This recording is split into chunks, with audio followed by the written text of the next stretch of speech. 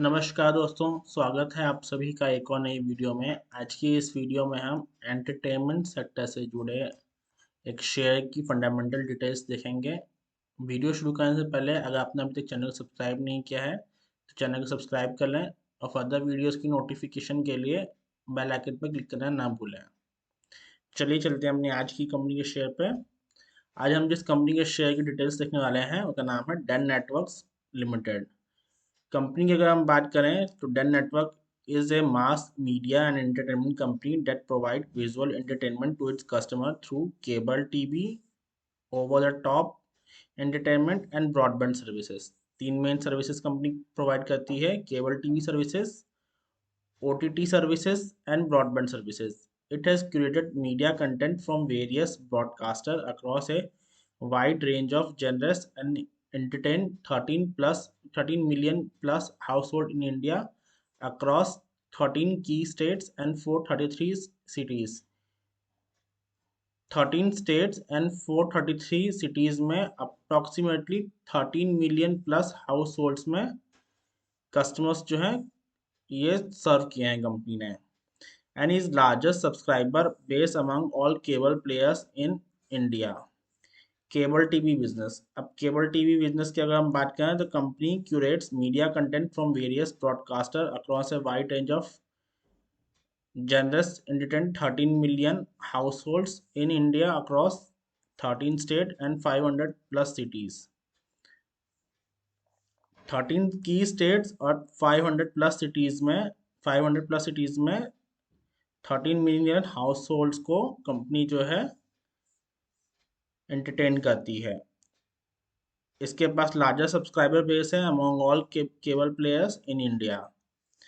Broadband business की अगर हम बात करें तो company has enabled fix broadband services across 41 cities town in India. Company के ब्रॉडबैंड बिजनेस में 41 सिटीज में है ब्रॉडबैंड सर्विसेज हैं। It has invested in DOCSIS 3.0 technology for its broadband services to provide speed up to 100 Mbps। OTT platform की अगर हम बात करें तो डेन नेटवर्क लिमिटेड का अपना OTT प्लेटफॉर्म है डेन टीवी प्लस।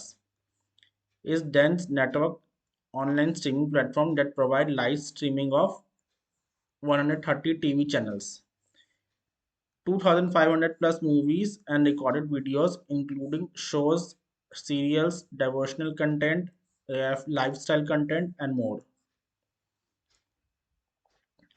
अब अगर हम कंपनी के शेयर प्राइस की बात करें तो 56.2 रुपीज़ का करंट शेयर प्राइस है। 52 वीक हाई की अगर हम बात करें तो 59.9 रुपीज़ का हाई है और लो जो है 52 वीक का वो 25.2 का है। 26,080 करोड़ की मार्केट कैपिटल है कंपनी का। स्टॉक के पीई की अगर हम बात करें तो 10.2 का करंट पीई है। वहीं अगर हम इंडस्ट्री की बात करें इंडस्ट्री पीई की तो 55.2 का इंडस्ट्री पीई है। तो अगर हम देखें तो काफ़ी ज़्यादा स्टिल ग्रोथ के चांसेस अवेलेबल हैं। बुक वैल्यू अगर हम देखें तो 69 रुपीज़ की है। शेयर प्राइस जो है वो बुक वैल्यू से स्टिल कम पे ट्रेड हो रहा है। डिविडेंड यील्ड 0% की है। फेस वैल्यू 10 रुपीज़ का है। RSI करंट में 56.6 रुपीज़ की है। रिटर्न ऑन कैपिटल एम्प्लॉयड की बात करें तो 2.97 का रिटर्न ऑन कैपिटल एम्प्लॉयड है। वहीं रिटर्न ऑन इक्विटी की अगर हम बात करें तो 6.01 का रिटर्न ऑन इक्विटी है। डेप्ट टू इक्विटी अगर हम देखें तो 0.01 है, जो कि काफ़ी अच्छा पॉजिटिव इंडिकेशन है। 26.6 करोड़ का कंपनी के पास डेप्ट है। और अगर रिजर्व्स की हम बात करें तो 2,817 करोड़ का रिजर्व्स है। अगर देखें तो मार्केट कैपिटल से रिजर्व्स जो है वो कहीं ज़्यादा है, तो ये एक अच्छा पॉजिटिव पॉइंट है। क्वार्टरली रिजल्ट्स की अगर हम बात करते हैं तो सितंबर 2021 क्वार्टर में 325 करोड़ की सेल्स थी। वहीं अगर हम सितंबर 2022 की बात करें तो 287 की करोड़ की सेल्स थी। सितंबर 2023 की अगर हम बात करें तो 277 करोड़ की सेल्स कंपनी की हैं। जून 2023 क्वार्टर की अगर हम बात करें तो 303 करोड़ की सेल्स थी। वहीं अगर हम जून 2022 की बात करें तो 283 करोड़ की सेल्स हैं। जून 2023 की बात करें तो 273 करोड़ की सेल है। तो अगर हम देखें तो सॉरी, क्वार्टर बाई क्वार्टर्स अगर हम देखें तो सेल्स जो हैं वो डिक्लाइन पे हैं। बट अगर हम नेट प्रॉफिट अगर हम देखते हैं, सितंबर 2021 क्वार्टर में 38 करोड़ का प्रॉफिट था नेट प्रॉफिट। वहीं सितंबर 2022 में 48 करोड़ का नेट प्रॉफिट था। और अगर आते हैं सितंबर 2023 की बात करें क्वार्टर की, तो 46 करोड़ का प्रॉफिट जनरेट किया है कंपनी ने। वहीं अगर हम देखें सितंबर जून 2022-21 क्वार्टर की बात करें तो 41 करोड़ की सेल्स थी। वहीं अगर हम बात करें जून 2022 क्वार्टर की, तो नेट प्रॉफिट जो था वो काफ़ी ज़्यादा डिक्लाइन हुआ, 13 करोड़। एंड जून 2023 क्वार्टर की अगर हम बात करें तो 42 करोड़ का कंपनी ने सेल्स किया, नेट प्रॉफिट जनरेट किया है। तो हम देख सकते हैं क्वार्टर वाइज क्वार्टर प्रॉफिट थोड़े डिक्रीज हुए हैं, बट स्टिल प्रॉफिट जो है कंपनी ने रेगुलर बेसिस पे पॉजिटिव में जनरेट किया है।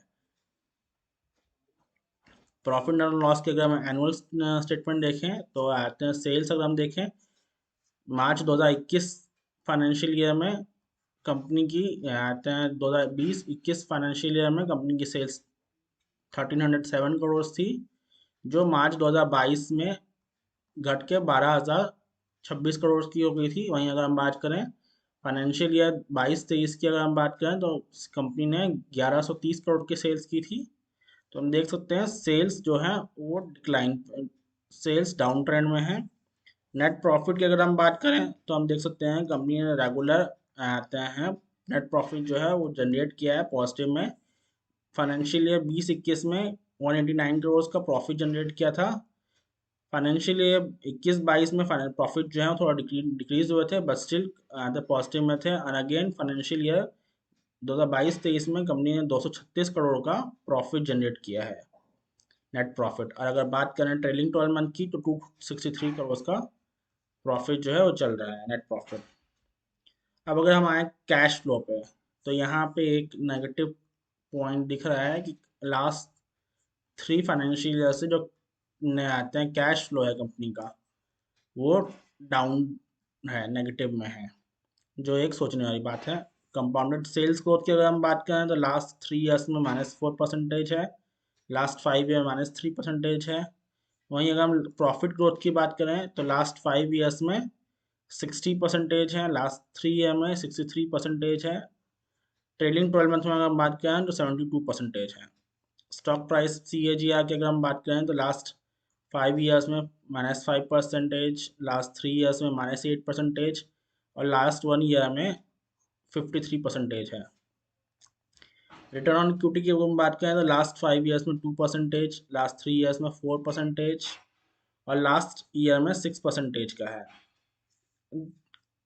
डाटा में अगर हम नोट करें तो हम देख सकते हैं कंपनी की सेल्स जो हैं वो डिक्रीज हुई हैं, बट स्टिल कंपनी का प्रॉफिट जो है वो इंक्रीज हुआ है। तो इन फ्यूचर अगर कंपनी की सेल्स और इंक्रीज होती हैं तो प्रॉफिट और ज़्यादा होने के चांसेस हैं। अब अगर हम शेयर होल्डिंग पैटर्न की बात करें तो प्रमोटर्स के पास मेजर होल्डिंग है 74.91%, जिसमें एक बड़ा चंक जो है वो रिलायंस इंडस्ट्री लिमिटेड के पास है through it's subsidiaries. Reliance industry limited की जो सब्सिडरीज हैं उसके पास मेजर प्रमोटर शेयर 74.9% में से हैं। फॉरेन इन्वेस्टर्स की अगर हम बात करें तो 1.3% का फॉरेन इन्वेस्टर्स के पास शेयर होल्डिंग है। 0.21% जो है डोमेस्टिक इन्वेस्टर्स के पास है। वहीं अगर हम बात करें पब्लिक के पास 23.50% की शेयर होल्डिंग पब्लिक के पास है। और अदर्स की अगर हम बात करें तो 0.10 की होल्डिंग्स जो है अदर्स के पास है।